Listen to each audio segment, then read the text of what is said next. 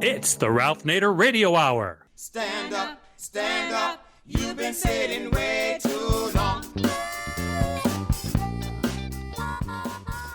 Welcome to the Ralph Nader Radio Hour. My name is Steve Scrovan, along with my co-host David Feldman. Hello there, David. Hello there, everybody. I think early voting starts next week in Georgia for the runoff. I believe you're correct. And we also have the man of the hour, Ralph Nader. Hello, Ralph. Hello, everybody. All eyes on Georgia. The control of the U.S. Senate is at stake in the two runoff elections on January 5th. So stay tuned, whether you're in Georgia or around the country. Everyone's got a stake in this. That's right. And that's what we're going to deal with on today's show. We'll be talking to Dr. Drew Westen, political psychologist and professor at Emory University in Atlanta, Georgia. In 2008, Mr. Westen published the now classic The Political Brain, which has since been read by President-elect Biden as well as President Bill Clinton, both of whom sing its praises. Dr. Westen's book argues that to win elections, liberal politicians should appeal to voters' emotions first, logic second. In other words, prioritizing the marketplace of emotions over the marketplace of ideas, feelings over issues. That's the psychologically sound game plan to achieve electoral success. We're going to be talking about effective political messaging, and in particular, what kind of messages will resonate with voters in this upcoming Senate runoff in Dr. Westen's home state of Georgia. Regular listeners know that one of Ralph's favorite phrases is policy precedes message. Let's find out how that jibes with the point of view of our first guest. David? Dr. Drew Westen is a clinical personality and political psychologist and neuroscientist and professor in the departments of psychology and psychiatry at Emory University. Dr. Westen is the author of The Political Brain, The Role of Emotion in Deciding the Fate of the Nation, and is the founder of Westen Strategies, a strategic messaging consulting firm. He has advised a range of candidates and organizations, from presidential and congressional campaigns to major progressive organizations to the House and Senate Democratic caucuses. Welcome to the Ralph Nader Radio Hour, Dr. Drew Westen. Hey, thanks for having me on. Thank you very much, Drew. This is going to be a real treat for our listeners, but that depends on how good my questions are and how concise your answers are, because we have a lot of ground to cover to get people to realize what's at stake in Georgia on January 5th. It's very rare to have two Senate seats, U.S. Senate seats, up for election in a runoff, because the candidates in the general election, no one got more than 50% of the vote. So if you get less than 50%, you got to go into a runoff, and that's what we're facing. So let me start with the first question. You're identified with an evaluation of voters that are largely described this way. In politics, when reason and emotion collide, emotion invariably wins. Elections are decided in the marketplace of emotions, a marketplace filled with values, images, analogies, moral sentiments, and moving oratory, in which logic plays only a supporting role. Now, someone listening to this, Drew, would think that inadvertently you are saying that the voters allow themselves to be debased with emotion and separation from their own interests in terms of actual policies that help them where they live, work, and raise their families. But I don't think you're saying that. Am I right? You are correct. Okay. And that's the shortest answer you'll get from me today. So the key thing here is, how do you divide emotion from reason or logic? For example, I think in Georgia today, a good message on TV should be, Georgia workers, you've been denied a fair wage for years. The federal minimum wage is $7.25. It's only a little over $8 in Georgia. Go vote yourself a raise, because the House of Representatives under the Democrats have already passed a $15 an hour bill, and it's being blocked by Senator Mitch McConnell, who is supported by Senator Loeffler and Senator Perdue, who are up on the runoff in January 5th. What is the difference between emotion and reason and logic here? It's a great question. Emotion and reason evolved together, and they evolved together because that was adaptive, is that our emotions pull us in directions that typically lead us towards things that are good for us, away from things that are bad for us, our families, our communities. And we use our reason to create a roadmap for that. But, when one side is messaging well and the other side's messaging poorly, people's emotions, which sort of summarize what their gut tells them is the direction to go, they don't summarize it well. And Democrats for a long time had a deficit in their messaging that's really, really put them behind. So just to come back to the example that you just gave, we'd be very close in the messaging on that. The main attack that Kelly Loeffler, who's the candidate who's running, the Republican candidate who is running to replace Johnny Isakson, who is sick, who is running against Raphael Warnock, they just had a debate together. And in that debate, she kept calling him radical liberal Raphael Warnock, who intends to make this a socialist state or a socialist country. Over and over, it was radical liberal Raphael Warnock. And, the first thing you have to do is you have to take that apart. You respond by saying something as simple as, Ms. Loeffler, I believe you've got my given name wrong. My name is actually not radical liberal Raphael Warnock. It's just Raphael Warnock. But you can call me Reverend or Doctor if you like. You start out by cutting that crap out, and then you go straight to what you just described, which is the values. To say, you want to call me a radical? Yeah, I represent the radical, ordinary Georgian. The ordinary Georgian who believes that you shouldn't have to have 2 or 3 jobs just to put food on the table for your family or just to get by. And, if you want to have one job and come home at night, be able to be with your kids, be able to help them with their homework. If you've got a minimum wage of $8 an hour, you're bringing home $15,000 a year. Try raising your family on $15,000 a year. That's the kind of values, emotion-based messaging that I'm describing. It's not devoid of reason. It's using reason, but it's speaking to their values and their interests. How did the Reverend respond? Well, the problem was, I wasn't there to see how he was coached, but I have a feeling he got the generic Democratic coaching of don't look like an angry black man, because he was just silent throughout much of the debate. He never answered the radical liberal thing. He never responded to it, never answered, well, am I a socialist? And he happens not to be. He never really addressed what the defund the police stuff was about that she accused him of. She really took stuff straight out of her ads, which have been running over and over and over, and for which I know he was prepared, and he's a really good candidate. But in the debate, he just let it all slide. And, that's not a good strategy, because you let the other side fill people's minds with whatever they want. Well, that happens in Florida and elsewhere. The Democrats didn't know how to answer the socialist accusation. I mean, there's so many ways to answer it. I say, you mean you don't like the post office? You don't like public schools? You don't like public drinking water? You don't like the Tennessee Valley Authority? You don't like Social Security? You don't like Medicare? You don't like workers' compensation? You don't like unemployment compensation? And by the way, if that's not enough, you mean you want to turn down the $600 a week relief package from Washington and a $1,250 single grant to help people in this terrible COVID-19 survive and put food on the table? All of these are being blocked by Senator Mitch McConnell, which you, Senator Loeffler, support hands down. I mean, why is that so hard to teach these Democratic candidates? They can't defend the country against the most vicious, ignorant, stupid, corporate indentured, warmongering, privileged Republican Party in history. Well, I'm voting for you for Georgia Senate. I'm going to write you in. Except that Warnock can also need my votes. But no, you're absolutely right. This is easily put to bed by in just the way you said. Or Wes Clark, General Wes Clark, who was our supreme allied commander in NATO, once said to me that the most socialist institution we have in the United States is our military. It's absolutely true. People are told what are given not only orders, but they're also given all the basic provisions of life.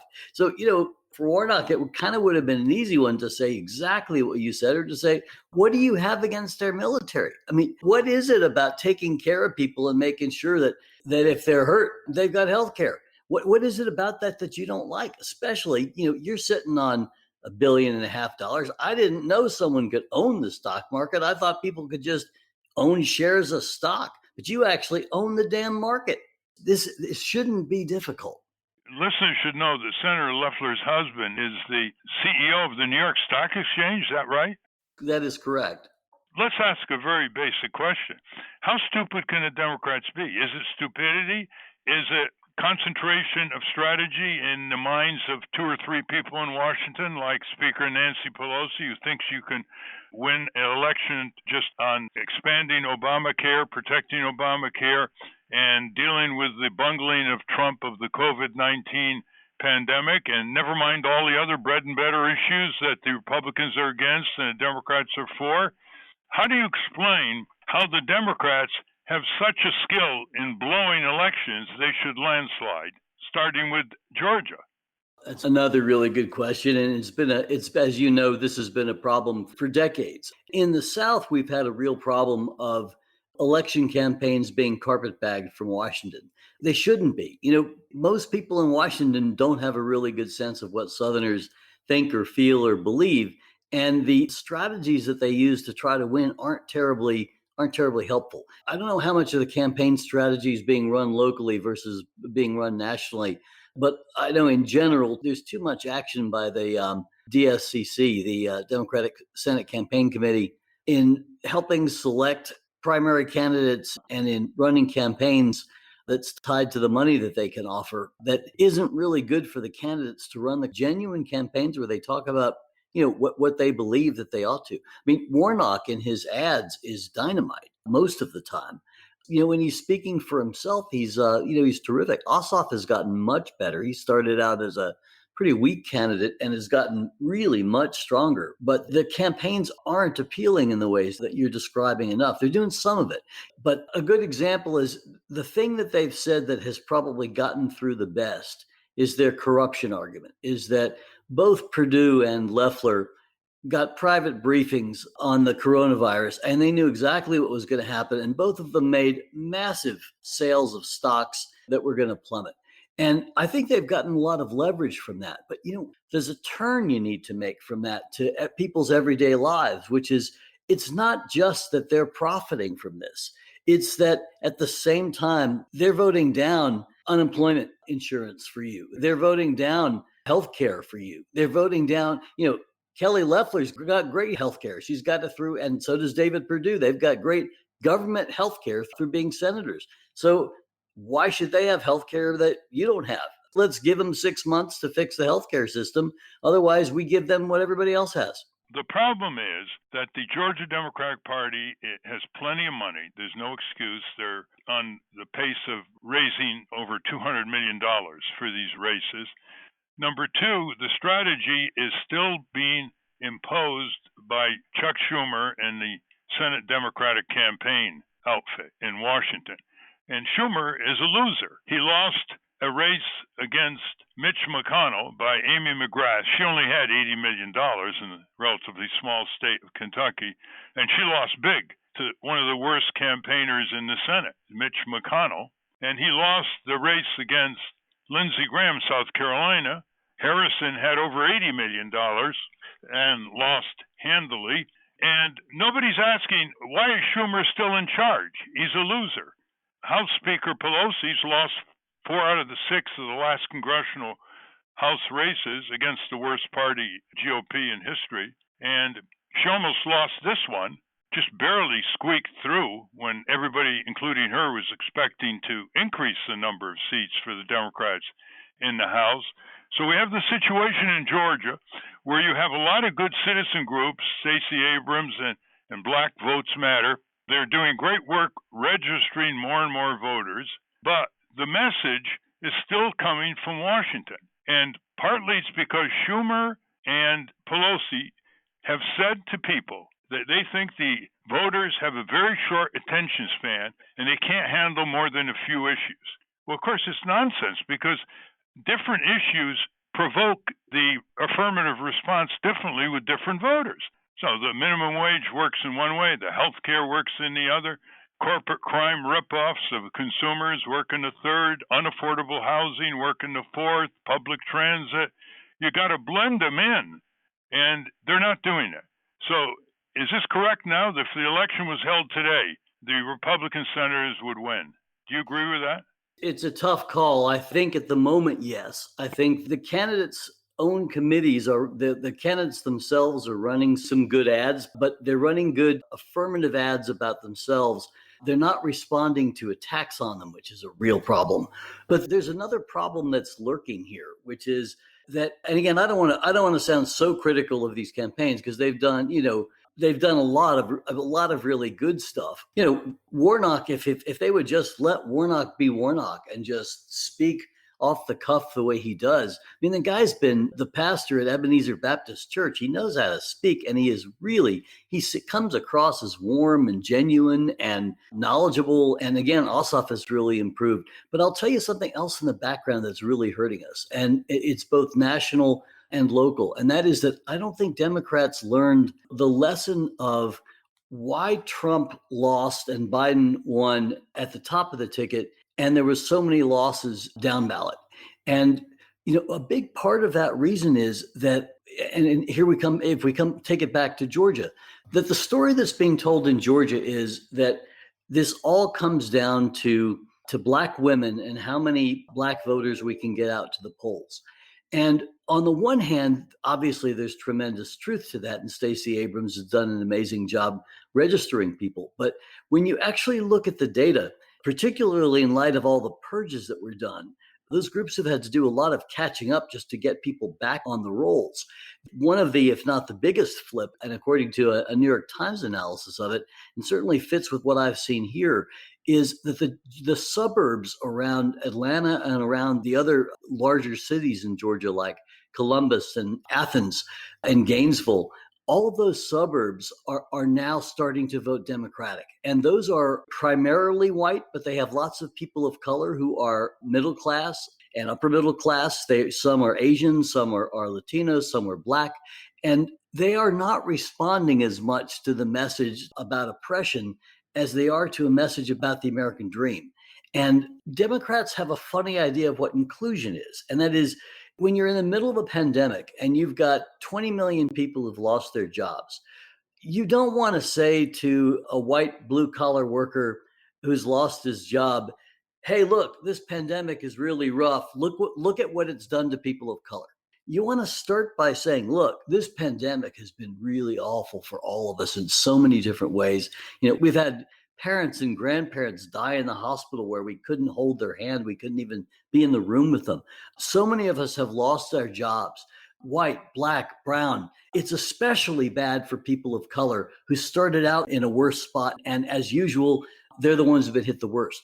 If you do it that way, if you first acknowledge the pain we're all experiencing, and then you say, is especially bad for people of color, then what you do is you get those white working class voters and those white middle class voters to identify with a broader group of people than just themselves. We're talking with Professor Drew Westen of Emory University, who knows the politics of Georgia very well. It's well known the Democrats have lost the ability to connect with white blue-collar workers. These were the core base for Franklin Delano Roosevelt, Harry Truman, President Kennedy, and the Democrats have lost the connection. And one reason they've lost the connection is they don't relate to them. They're in the upper 1%, these Democratic leaders in Washington, very comfortable life. And the second reason is that they've fell victim to a emphasis on identity politics, which means that they will highlight discriminatory injustice against Blacks, Hispanics, etc., but they won't highlight indiscriminate injustice against all workers, white, Black, Asian. For our listeners to get more of a grip on the data here, Georgia has 10.5 million people. About 6 million are registered voters, and 32% of the population of Georgia is African American. 62% is called Caucasian or white. Asian is 4%, and Hispanic is 9%. So what you said is so obvious, but what gives with these media consultants who seem to be tone deaf and are only interested in piling 15% commissions on television ads and are not that interested in the ground game, which would force a different kind of language, a different kind of communication, as you have articulated. What's the blockage here? I've tried to get through to the Georgia Democratic Party for an answer, no response. I can't get a response from Stacey Abrams groups or any others. But you're right in the mix there. Why isn't it so obvious that the Democrats pick it up and put it in their well-funded television ads and in their ground game? You are right on the mark, and that distinction of discriminatory and indiscriminate injustice is so important because we're only talking about the discriminatory. And to give just two examples that are right along the lines of what you're saying, and about how this identity politics is killing us everywhere. It killed us down ballot everywhere. It is not helping us at all in Georgia. And so here's an example of something there was real progress made, and the Democrats messaged it in a way that was really, really problematic if you think about it for those white working class voters. And that was, recently President-elect Biden announced his communications team. It is all women. It's wonderful if you look at who those people are. They are real professionals. They know what they're doing. They've won elections.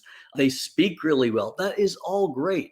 But when you emphasize, hey, look, this is historic. We've got a whole communications team that's just women. What are you saying to those white working class guys? You're saying we don't particularly have an interest in speaking to you. Frankly, it's also offensive to women because it's offensive to those women who got those jobs because they happen to be really competent at those jobs. But what's the meta message that you're transmitting to those white guys in general, but especially to that white working class that used to be, as you said, it used to be the backbone of the Democratic Party under the New Deal? And just to give one more example like that, Reverend Warnock, who normally speaks, again, I can't say enough about how well he speaks when he's speaking off the cuff, when he's speaking. His best ads are when it's just him looking directly into the camera and either responding to an attack or making an attack or describing who he is. He's just really, really good at that. But in his most recent ad, he's describing who he is in his background. And there's this picture he's talking about, about coming up from hard times. And, that's something everybody can understand. Most Georgians, like most Americans, are not college educated. They did not come from tremendous lives of privilege. They came from working class homes, or they came from rural homes where there wasn't a lot of money. But the image that the consultants put in the ad was an image of sort of a blighted area that when he's talking about coming up from a tough life, it was sort of a blighted area with a park that had nothing in it. You can help people identify with you by showing images of working class neighborhoods as well as poor neighborhoods. So you bring people along. But when you just do those poor neighborhoods, you lose the identification from the people who are middle class and say, well, that's great, but I'm not really sure I like the projects. I'm afraid to walk in those neighborhoods. And so is Jesse Jackson. And so it's not even necessary, Drew. It's not an either or, minorities versus white workers. This is a major tragedy politically for democracy and justice in America, because if the Democrats' any sense of history is that you cannot win elections if you leave white workers looking at the ads and looking at the Democratic message and saying, what's for us? What do you got for us? That's the question that all these Trump voters ask. What do you have for us? And lying Trump answered it, which is one reason he got 70-some million votes. Indiscriminate injustice should be the base of the Democratic Party. It doesn't matter. In red state, blue state, conservative, liberal, white, African American, they're all cheated and ripped off the same way by the insurance companies, by the banks, by corporate crime, by the credit card gougers, by the big landlords. It doesn't matter. And I wrote a book on this called Unstoppable, the Emerging Left-Right Alliance to Dismantle the Corporate State. And I commented on how the Republicans, especially Trump, know how to divide in order to rule, a tactic used for over 2,000 years. And the Democrats don't know how to unite in order to win. And I put in the book about 25 areas where there's left-right support, where there's cross-racial, cross-ethnic support, like for living wage, like for universal health care, like for law enforcement against corporate crooks that are ripping off people right and left, like a different kind of tax system, like decent public transit, like putting money into public services. and so on. And the Democrats just don't get it again and again and again. They're letting the country down and letting this Republican Party divide in order to rule. And now it's dividing not just on abortion issues or pledging allegiance to the flag. They're dividing on more and more issues that should not be allowed to be divided. That's what Trump's political fever genius is. He adds to his incitement to violence, his dog whistles are increasing the kind of divisions which should be replaced by a unitary compact that the Democrats should place before the American people. Now, let's get back to Georgia. What are the ads saying in the light of what you've been describing? What are the Democratic ads saying? Well, let me just say one thing before that about what you just said, because it was so important. First is I would say that, Ralph, it's fair to say that you wrote the book on that in general. You sort of defined those issues and put them out there. I mean, you've been doing this for decades now, putting them out there. And I remember as a kid watching what you were doing. And the same practices they just keep going on over and over and over again. Democrats need to reappropriate that. To come back to Georgia, they need to reappropriate that as what you're describing is not a socialist agenda. It is not a radical left agenda.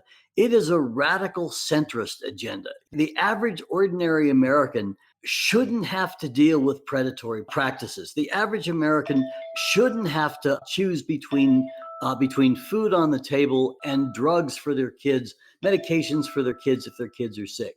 The average American shouldn't have to make those choices, but they are all the time. And in Georgia, people forget that in Georgia, as in throughout the South, there's a history of populism. And populism can be either populism of the left or of the right. What populism of the left is what you're describing, which is it is really calling out the people who are screwing us, the people who are screwing all of us. And in that sense, it's that whoever controls the narrative on us and them controls the narrative. And for Trump, us and them is those black people versus us white people. For Democrats, it ought to be the rich versus the rest of us. It ought to be those big corporations and their CEOs writing themselves huge bonus checks while they're cutting the wages and the jobs of people in their organizations. That's who it ought to be. Once you make it the rich versus the rest of us, it doesn't matter what your color is because we're all in this thing together, which is what you described. So taking it back to Georgia. Just let me add to that before you get into the ads. A lot of our issues were indiscriminate injustice. Poisonous air, contaminated water, unsafe pharmaceuticals. All these affect everybody. It doesn't matter what political label they put on them. It doesn't matter where they live. They're all affected that way. And I think that's one reason why we had so much public support years ago for the Clean Water Act and the Clean Air Act and the Product Safety Act and, of course, the Auto Safety Act. We never said, we want to push auto safety. And by the way, poor people are ripped off more. We said poor people are ripped off more, but everybody's being ripped off by the auto companies and the finance shenanigans and the deceptive practices and the unsafe cars. The Democrats lose because they don't know how to respond to the accusations against them. The defund the police. There wasn't a single candidate that said that. It was some of the street protesters under tremendous pressure after the George Floyd homicide. And they didn't know how to say that. And they didn't say, well, what about Trump? He's defunding the federal police on corporate crime. He's defunding the corporate crime police. That's jeopardizing your health, your safety, your economic well-being. You know that. Why is he taking the federal cops off the corporate crime beat? They don't understand, or they don't want to communicate in ways that defang the Republican Party. And, they make a point about Senator Loeffler and Senator Perdue and trading stocks, and that's not ethical. You got to use the word corruption, as you pointed out. Every poll all over the world has corruption as one of the top things that people are against. And they don't use the word corruption. In the debate between Biden and Trump, it was Trump, the inchoate, corrupt person like never before in the White House, was accusing Biden and Hunter Biden of corruption. And Biden wouldn't say, "You're talking about corruption, Donald?" So let's go to the ads. Yes. So in the ads in Georgia, we are seeing the strongest attack ads by the Democratic candidates have actually used the word corruption, and they've been really strong ads. I mean, they're branding their opponents in a way where they're saying things like Kelly is for Kelly, Warnock is for us. Now that's a really strong message. It's a good way to put it. It's really straightforward. And again, a lot of their ads have been good. The problem is exactly what you're talking about, which is that you've got to have ads that are appealing widely, and you've got to have a ground game that's appealing widely, not just to people of color, but you've got to make sure that you bring back those voters from the suburbs who voted for Biden but weren't sure about the Senate candidates. You got to bring them back and give them a good reason to vote for those Senate candidates. And that's what I have not seen. And that's where, I think you're getting at something, when it's really interesting that when you talk about that kind of indiscriminate injustice, you're not supposed to say things like that anymore in polite company in the Democratic Party.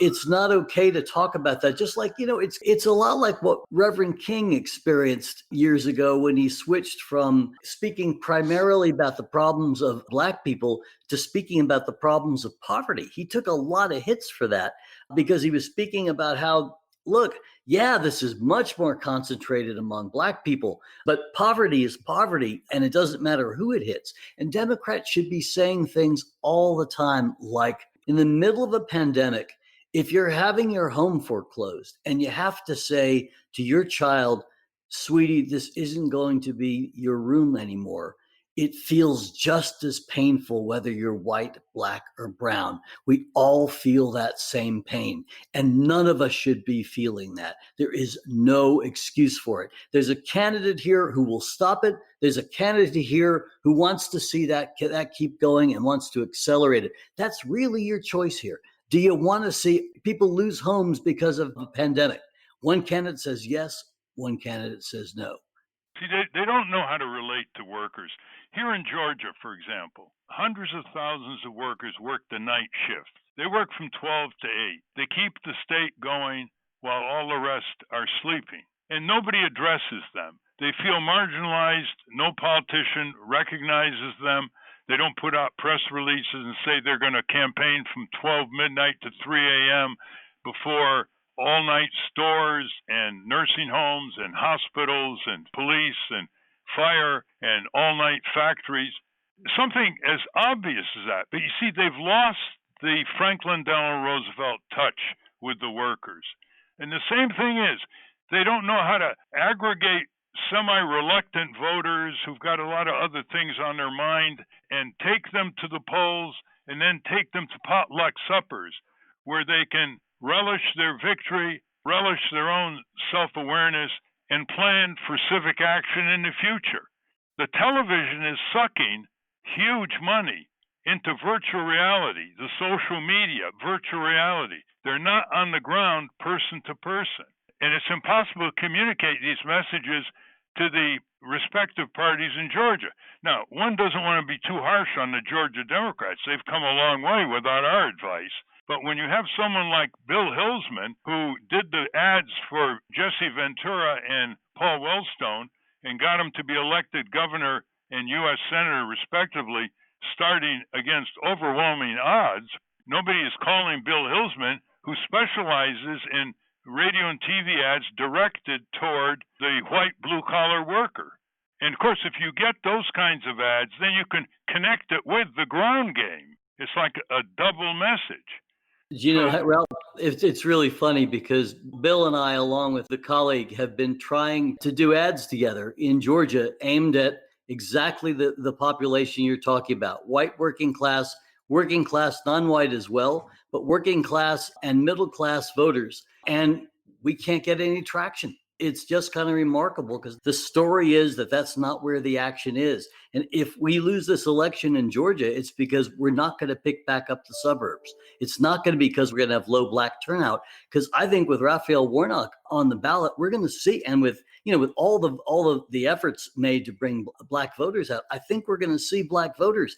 But Black voters, as you said, are 30% of the population of voters in Georgia. And if you just do the math, you have to pick up 30% of white voters. And if you don't bring them out, you don't target them, if you don't speak to them, if you don't speak to their concerns, their interests, their values, their feelings, if you don't do that, you're not going to win those elections. Well, Cornel West has written 2 volumes, one called Race Matters and the other's called Class Matters. And Cornell understands that the two are not contrary to one another. And when it deals with the corporate supremacists, when the multinational corporate control over our country, over Washington, D.C., creating the corporate state, which Franklin Delano Roosevelt called the fascism, American style, in the message in 1938 to Congress, when you're dealing with that, you have to have a unified message. Is it too late? You got about 3 weeks, 3.5 weeks left. Is it too late to appeal to the white blue-collar worker who should be shown the way to go vote for a raise? You've been denied a living wage for all your hard work by these corporate crooks. This is a very pointed message, Drew. This does not require further bibliographic research, like if you have a complex tax reform bill and you want people to support it. This is putting food on the table. You have 30 million people in this country who make less than $15 an hour. 30 million people with dependents, and a lot of them are in Georgia. Is it too late? It's not too late, but someone has to do the math and say, you know what, we actually have to talk to these folks. We have to speak to them. Because if you don't talk to them, you're not going to get any messages through. We're talking with Professor Drew Westen of Emory University. He knows politics in Georgia like few others. You know a lot about the Democrats and the Georgia Democratic Party. Why aren't you getting through to them? They're too busy counting millions of dollars coming into their coffers. They don't know what to do with.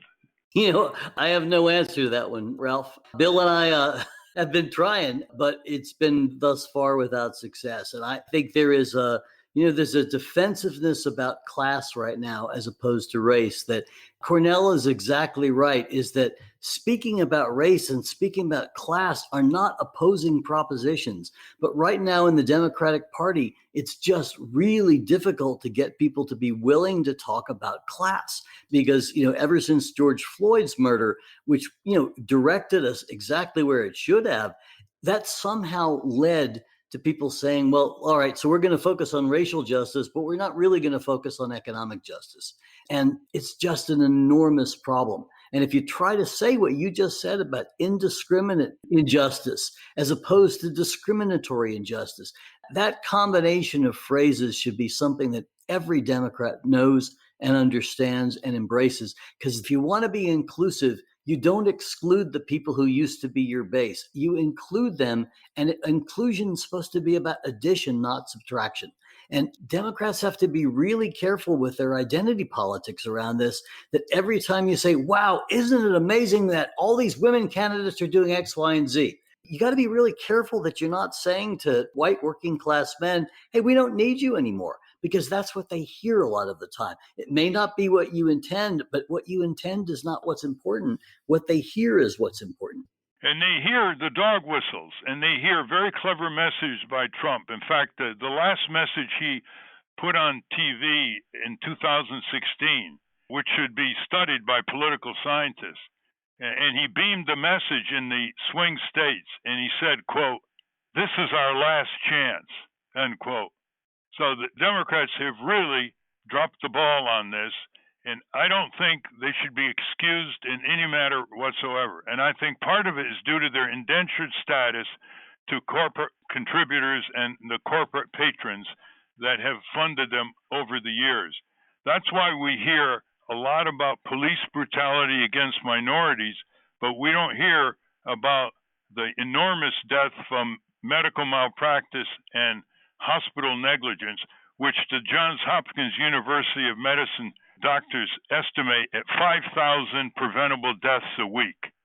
5,000 in hospitals in the United States a week, and we don't hear about it. If you try to raise it, when people are talking about preventable, impermissible violence, the political correct crowd says, how dare you talk about these people who die in hospitals when people are being brutalized by police, as if it's one or the other. Couldn't agree with you more. And to go back to a theme to something that you put on the table years ago and pioneered corporate violence through environmental violence. I'm not sure I'd use the word violence because I think people wouldn't get it, but certainly the damage that's done to our lungs, to the water we drink and the air our children breathe, is a national security issue much stronger than virtually any geopolitical issue that we face, but we don't talk about it that way, and we should be. It's a national security threat. Well, we're running short of time, unfortunately. Two things before we conclude. Drew, we're talking with Professor Drew Westen, the author of a very provocative book called The Political Brain, The Role of Emotion in Deciding the Fate of the Nation. That came out, I believe, in 2012. And he is a professor at Emory University. Any last practical advice or things that people in Georgia who might listen to this should heed? Should they contact their Georgia Democratic Party and reallocate some of that money so that it beams toward the plight of all workers? Go vote for a raise and all that?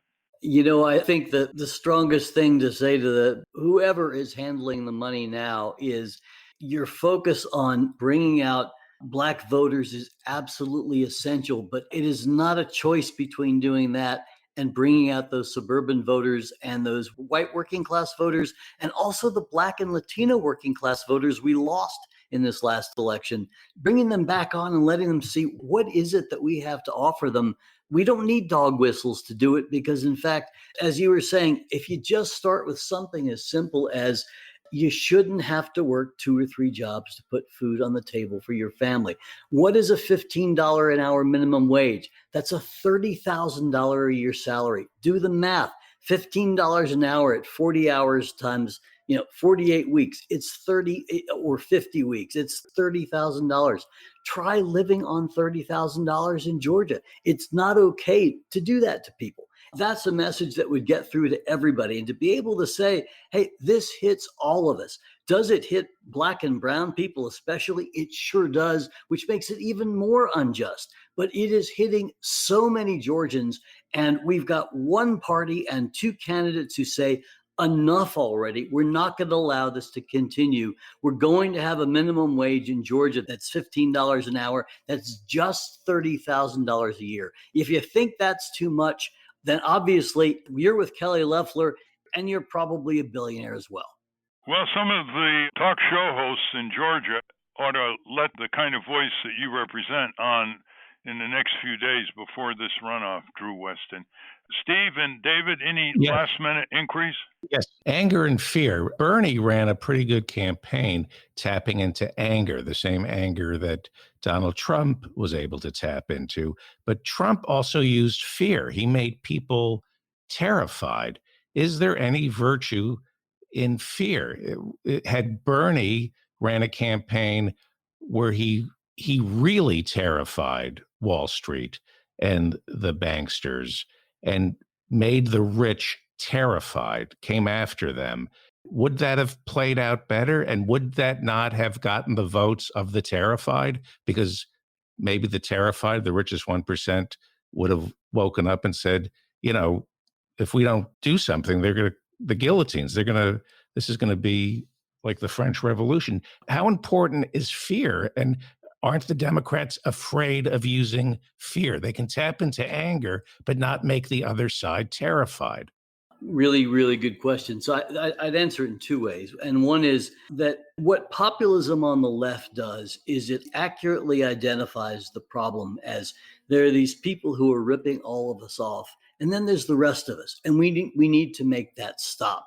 What populism on the right does is it adds, oh, and by the way, there's somebody who's darker skinned than you are, probably shorter than you are, who you can look down on and you can feel better about yourself while you've lost your job. And that's really the difference between populism on the left and the right. And, the conversations about populism that we hear all the time miss the fact that populist impulse towards getting working people what they deserve, that is exactly what we should be going for. And that is not a radical left. It is not a socialist agenda. It is an ordinary working person's agenda. It is an ordinary Georgian's agenda.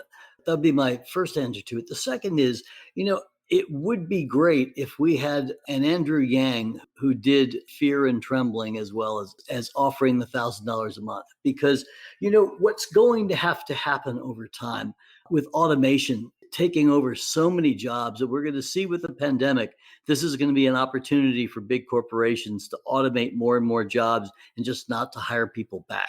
And with automation taking over so much, with outsourcing taking over so much, we're going to have to do things in this country like expand the number of vacation weeks to something that's actually humane like they do in Europe. The first thing we could do for our workers is to give them a minimum of 6 weeks vacation instead of 1 week paid vacation, or at most 2 weeks paid vacation. Give tax cuts to corporations that are good corporate citizens, that do things like give the same number of weeks vacation to their average employee that they give to their executives. If you do that, we'll knock 5% off your taxes. If you put daycare facilities in your plants, we'll give you 1% off your taxes. If you put gyms in your plants and you give people 2 hours a week or 3 hours a week to actually go to the gym in the plant, you're not only going to cut the cost of your insurance premiums that you have to pay, but we're going to give you a tax cut for that. And most importantly, that we're going to give companies tax cuts that for the extent to which they decrease the differential pay between their executives and the rest of their workers. And if they do that, we're going to cut their taxes really low. And what that would do would be that would incentivize their shareholders to say, you know what, I don't think we're going to pay you people with a C at the beginning of your title and an O at the end of your title 400 times what your ordinary workers make, because it's costing us too much in taxes. It'll cut our taxes if you bring that back down to, say, a differential of 10, the way it is in Japan. Why do tens of millions of people keep voting for candidates who get elected because of them and turn against the voters' own interests? Why do they keep doing that? I can see them making a mistake the first time. I can see them being susceptible to sweet talk by political liars. But again and again, they keep supporting candidates for election and get them elected who turn the corporate power against their own everyday interests as working folk. Well, that would be worthy of an answer of a few books. Certainly, the right has been more adept at using dog whistle politics to make that happen. And it's been more adept at things like, Donald Trump's enormous tax giveaway to the rich 3 years ago. What it did was, it gave away most of our grandchildren and our children's money to the rich, but it gave just enough to the average person in their paycheck that they saw it. And the Democrats didn't have a good answer to that. And they really needed a good answer to it. It's not enough to say, yeah, but the rich are getting more. I mean, you've got to really do it in a way that makes people feel angry about what's just happened. And you've got to give them an alternative. An alternative like, no, actually, we're going to raise the taxes on the rich and we're going to use that money to cut your taxes. And you're going to see it in your next paycheck. I mean, that's a pretty simple message. People would have gotten that if they'd seen that from a Democratic tax cut. But you just don't hear about Democratic tax cuts that way.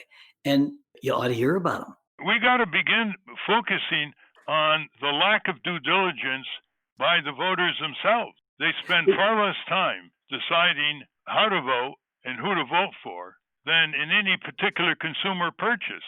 And it's considered, you don't want to be too hard on these people. But we have to have a cooperative spirit in this country. The voters are sovereign. The Constitution starts with we the people, not we the corporations or we the Congress. And we've got to start talking with tough love to our fellow citizens instead of saying, I'm not into political talk. I don't want to talk politics with my coworkers or friends. It's too touchy. Because it all comes down, doesn't it, to how informed the sovereign people are? I think it comes down as much as anything else to what you were just saying in a different way. And that is, we didn't see in this election candidates who made absolutely central to their campaigns, if not the central thing about their campaign, that the thing they were going to fight was money in politics, because that is the root of virtually all of our evils.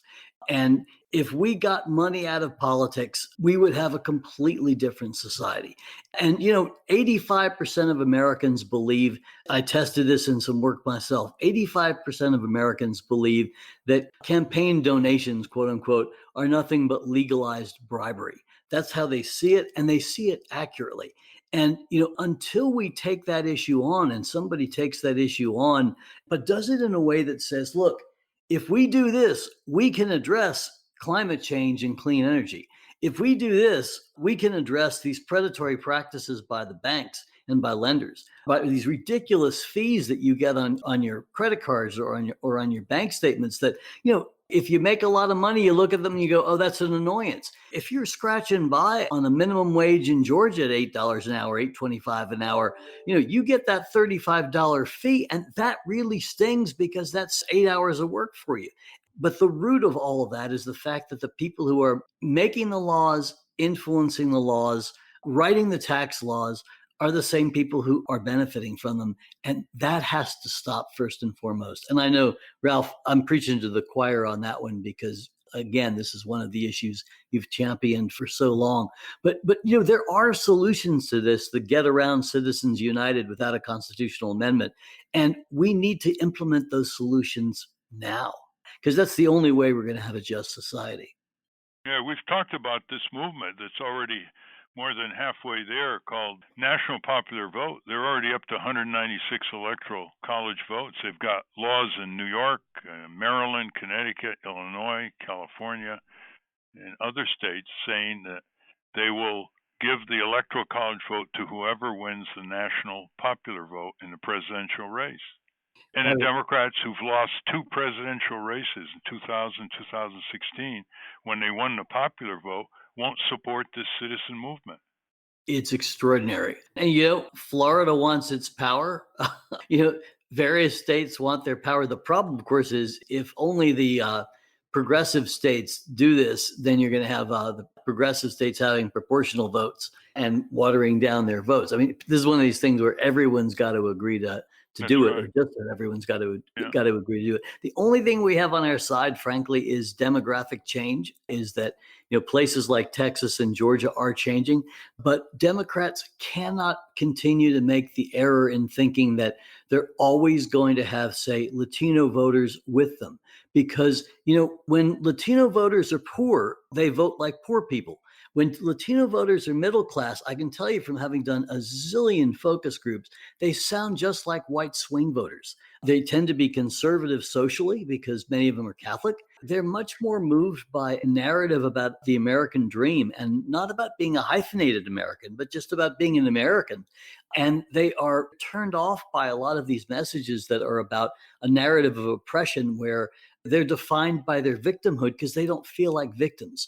And Democrats need to be really careful, and they really need to do some soul searching about why did we lose some young Black men who, against the most racist president probably in our history, certainly in our modern history, why did we lose Latino voters? And, if you go back, even if you think about that word socialism, shouldn't Democrats be able to think further than, oh, this person is Latino, that makes them a person of color, therefore we use this cookie cutter message for them?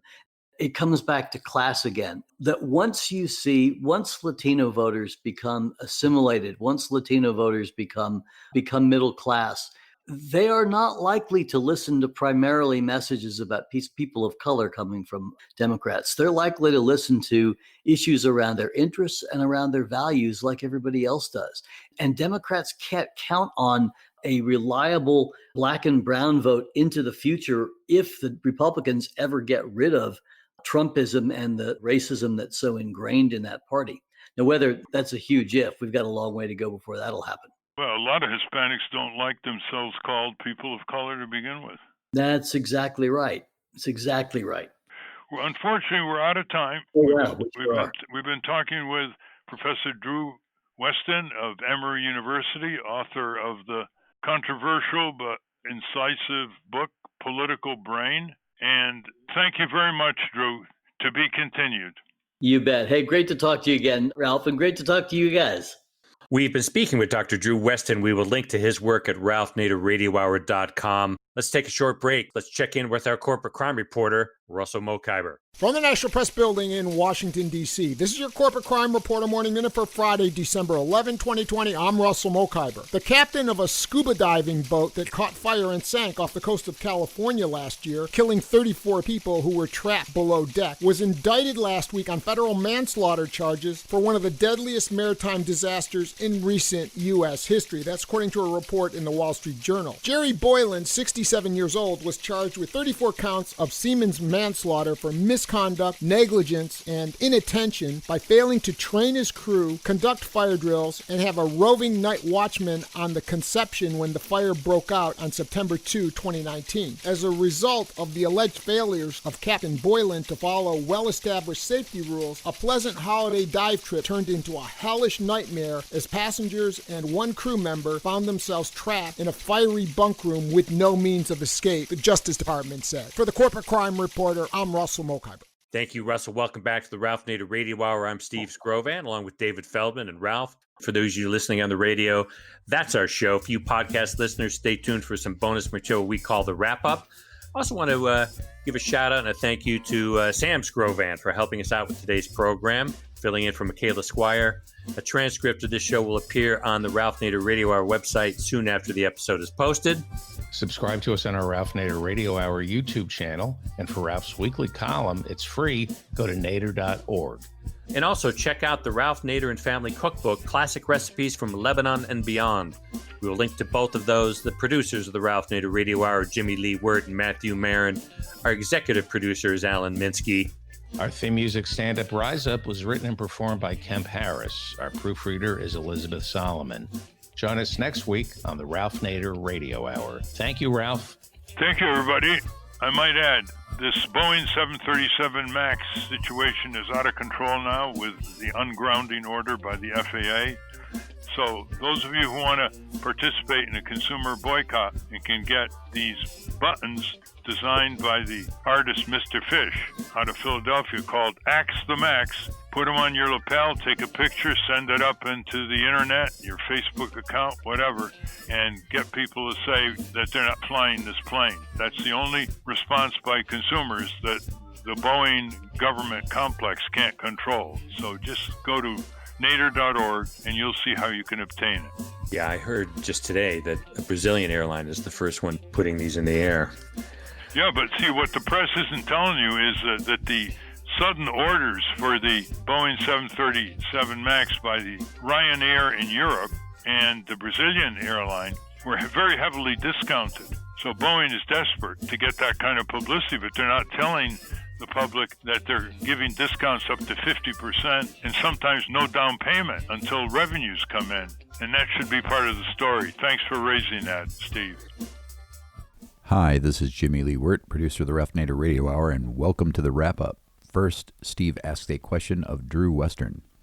Steve? Yeah, I just have to kind of echo something that you both were talking about because I live out here in Los Angeles. I'm a Hollywood liberal, a writer, and I hear from my other Hollywood liberal friends how the Democrats are so bad at messaging. The Republicans, the conservatives are so good at messaging. And it's hard for me to believe because most of the writers and directors and professional storytellers are essentially liberal. It's kind of a requirement for the job. You have to be open to other people's stories, and there's a certain amount of empathy. And so it's hard for me to believe that we would be bad at messaging because we have all the best messengers, which leads me to conclude that they don't want to risk offending large donors, that this is actually being done on purpose for that reason, that you have people running in the safe districts. You know, if Trump wins or if a Republican wins, they'll fine. They still have their jobs. There are some secrets I cannot tell that speak directly to what you're talking about. But the fact that Democrats have not made the kind of widespread use of Hollywood writers and producers and directors who would be happy to do this work pro bono is an enormous problem. And, part of it has to do with again, the way funding is so centralized in Washington, and it goes to a small handful of firms. And it's really a problem because it's keeping incredibly talented people, especially from Hollywood, from actually helping out in ways that they know how to do. I mean, who knows how to tell a story like someone who tells stories for a living? And who knows how to film it like someone who films it for a living? Who knows how to inject some humor in a speech better than a comedy writer, who used to work for Jon Stewart or works for Colbert or works for Kimmel or whoever they're working for? No one's better at doing that, but we don't make use of them, or barely make use of them, on the Democratic side, and we really should be. They're rich. They're rich. The writers, the Hollywood liberals, are rich, and they don't want to engage in class struggle because they're rich. They want the identity politics, not the class politics. Yeah, I think you're right in general. I think I've seen some who would engage in both, and who we have just not engaged in the ways that we should. It would be great to have scripts at least reviewed, scripts for ads at least reviewed by folks from Hollywood who could say, nah, you know what, that word choice or that camera angle you're thinking about is going to be a problem, or that image that you've got of the projects, that's not a good idea if what you're talking about is disadvantage. Hollywood hates unions. The writers hate unions, even though they're members of the Writers Guild. Right. That's the and issue. benefit from it. Right. They're producers who belong to a writers union.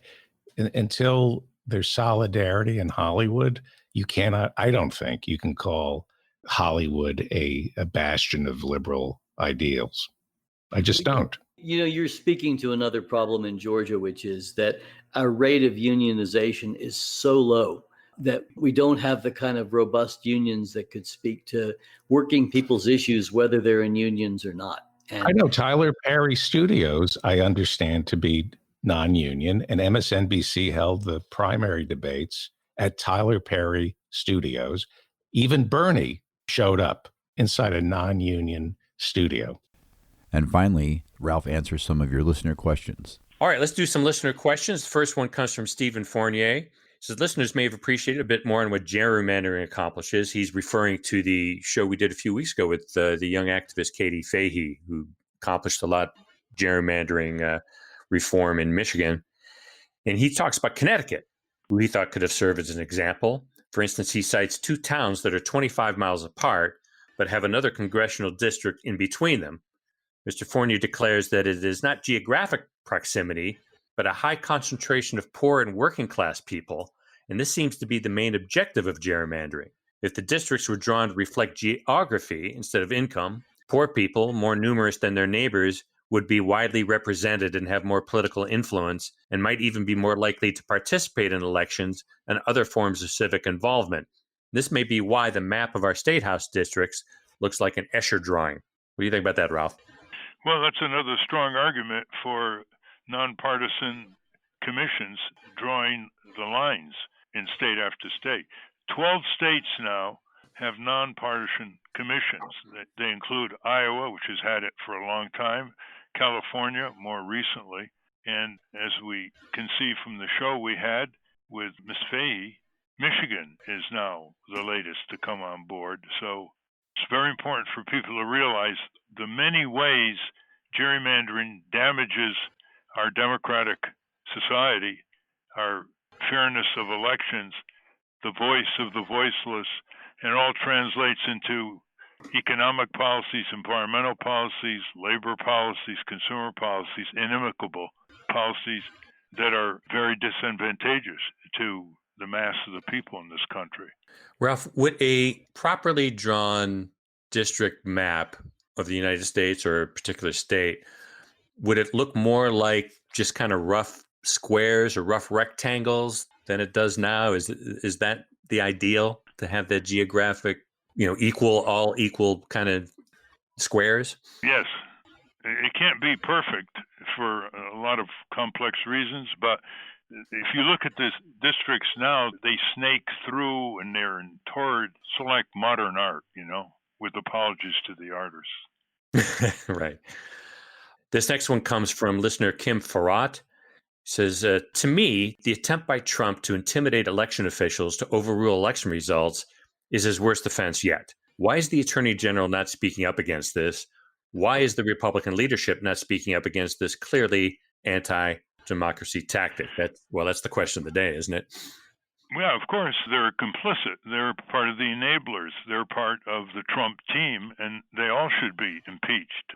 That is, the Attorney General, William Barr, is a multiple impeachment provocateur, and he should be impeached along with Trump.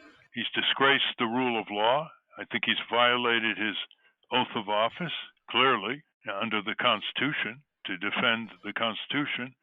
And I think as an officer of the court, a licensed attorney, he's violated the rules of professional ethics. Thank you for that question, Kim. Yeah. Yeah. Our next question is from Daniel Abdul Maweed. He says, Ralph, a while back you offered listeners a copy of a book about Huey Long. Is it still available? You can still get it. Go to info@csrl.org. info@csrl.org. Well, very good. This last thing is not really a question. It's something I want to thank somebody for. This comes from listener Will Thiemi, if I'm pronouncing that correctly. And he says, I contacted my community radio station, WMPG, here in Portland, Maine, to ask if they would add you to their lineup, meaning the Ralph Nader Radio Hour. Their programming director told me that she will be listening to your show to see whether it is something they would be interested in airing, and said that others have also contacted WMPG in the last few years to ask about it. So I want to thank Will and all those other listeners who have heeded Ralph's call to contact their local community radio stations to carry our show. Bravo. And that's a wrap. Join us next week on the Ralph Nader Radio Hour. Until next time. Stand up, you've been sitting way too